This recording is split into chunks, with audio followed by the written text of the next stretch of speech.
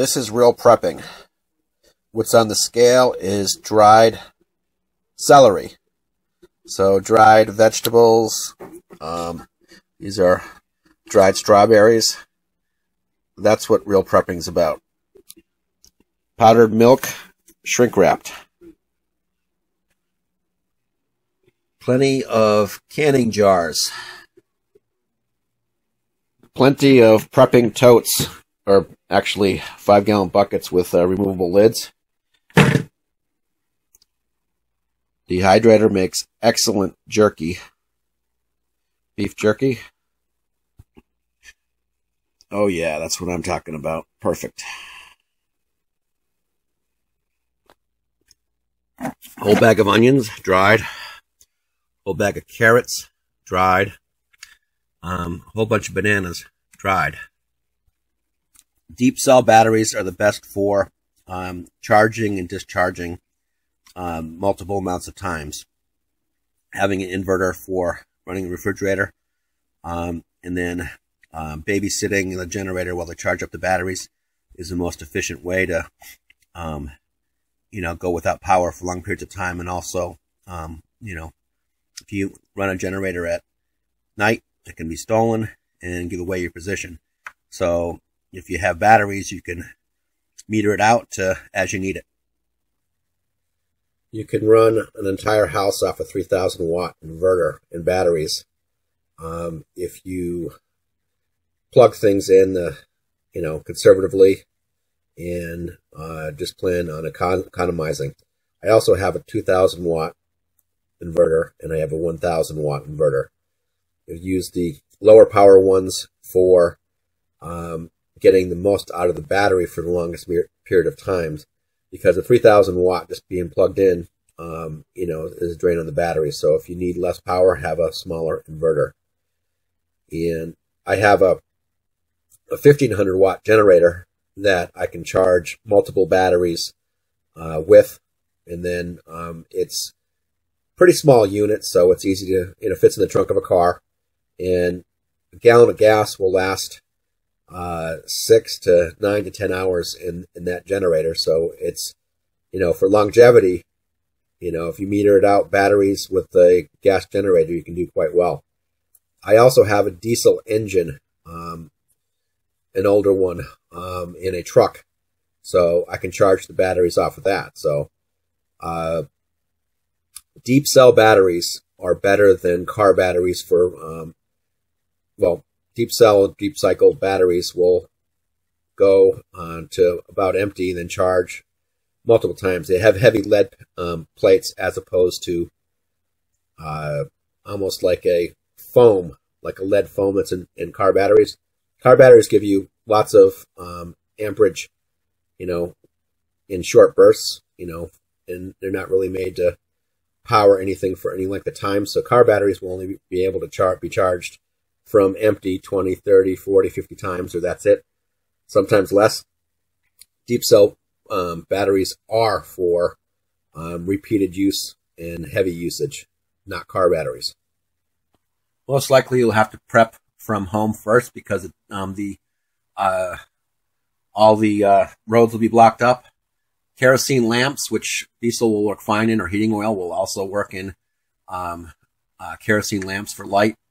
And I have plenty of board games, and I have enough water, enough food to be able to stay in a 10 by 20 place for a year, and then without needing anything from the outside.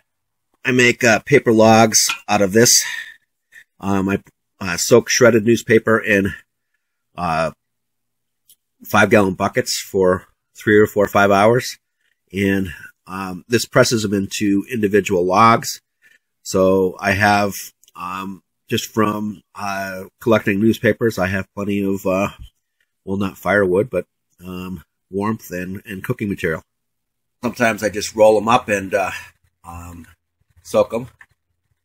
And that's a canning cooker, canning pressure cooker. I have 4 330-gallon water tanks and they're good for drinking water. These are the ones shown here is 275 gallons. I obtained ones that had, I believe, phosphoric acid, like, for bottling. I won't say the brand of soda, but one of the ingredients is a food material. So the used totes I got, I got that out of it, rinsed it really good, and so it was used for a food or something that could be consumed. So I'm using the used totes for waters. I didn't get new ones. So I have 3 of these, 330 gallons. I could probably get away with using a gallon a day, and if I can't get out, I can use reuse the totes for putting waste in, and just having it till I can get rid of it. So I don't have to see, talk, or have any interaction with people if I can keep a 10 by 20 space hidden inside a large building. Windows are blocked out. The door was blocked out, and there's access where you can't see it. So it's actually a hidden area right in the middle of everything, so I don't have to go far to prep. For me, a 1500 watt generator is ideal. I mean, power consumption for, if you want to generate hot water with electricity or run multiple items, a 1500 watt won't do it, but it will charge a bank of batteries over time that will. So if you have huge power that you want to use, but you only use it in bursts, you can use a battery bank and use a larger inverter to do what you need to do. This generator is easy just to throw in the back of a car, and it runs and it runs and it runs on very little gas. So a gallon of gas will last 6 hours, 8 hours, 10 hours, and then you only run the generator when the batteries are depleted. So you get the most bang for your buck. I have lots of deep cell batteries, and I would never suggest stealing a golf cart, but they have 6-volt batteries. 2 of them make a 12-volt battery if you know how to, and those are, the 6-volt is about $500 for just the 6-volt. 2 of them together, you get all sorts of power for, a day, 2, 3, 4, 5, and depending on how you meter it out. Forklift batteries, even more time. And using a little efficient generator to charge batteries is the way to go if you want to go long periods of time and need to power, well, larger things. You can make hot water if you have the right inverter or inverters, and if you know anything about electricity, which I do, it's fairly easy to do. And the only time that you're making noise and vulnerable is when you're running the generator. So if you go somewhere else to charge your batteries and then, get them back, rock and roll. If you like to drink as I do and you're prepping, the cheapest vodka, and not the vodka light, the 80 proof vodka, is distilled water and distilled alcohol. So no matter how much you pay for vodka, it is still distilled water and distilled alcohol. Whether it's made from, wafting piles of shit, grain, corn, whatever else, the chemical is the same, the drinking alcohol. So it doesn't matter where it comes from. It's all been filtered. It's, basically a chemistry project. You get your clean water, you get your clean alcohol. So why should you pay more money for it? I knew a alcohol distributor in Boston, and this is 15, 20, 25 years ago. The cheapest vodka would be ordered by bars, and then very little of the high-end stuff would be bought, because you use a funnel, you pour the cheap stuff into the expensive bottle, and no one is the wiser, because it's not like Scotch where, you know, you can tell, or beer or wine or anything else. If you get an inferior product, then you know what you're getting. I'm not what you're getting, but you can just taste. Vodka is vodka. The only taste difference is the container. So you want to pay as little as possible for 80 proof for vodka. This, and I happen to like it with, you know, a shot of extra dry vermouth and some olives and a little bit of olive juice, and I have a dry martini.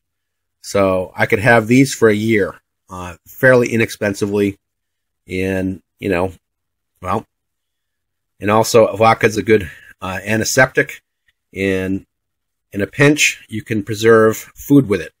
Jerky out of dried meat. For cleaning, I have plenty of store-bought bleach, and soy sauce is good for preserving meat and just for flavor. I have plenty of hot sauce also. Salt, pepper, lots of dried spices. I made myself a hot box on top of the roof of the building. It's kind of indescript. You can't tell it's there. I put 4 gallons of water in just regular 4-gallon jugs.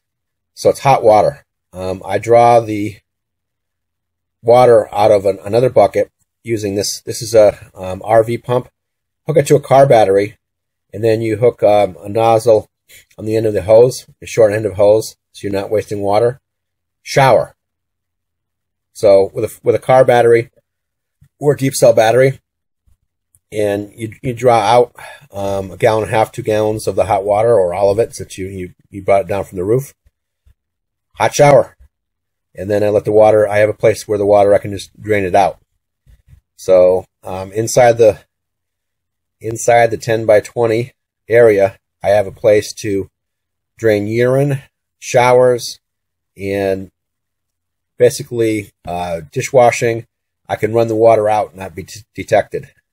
The dumps, on the other hand, are, well, also outside fires. If you're in an urban area and you can get away with having a fire, burn your dumps.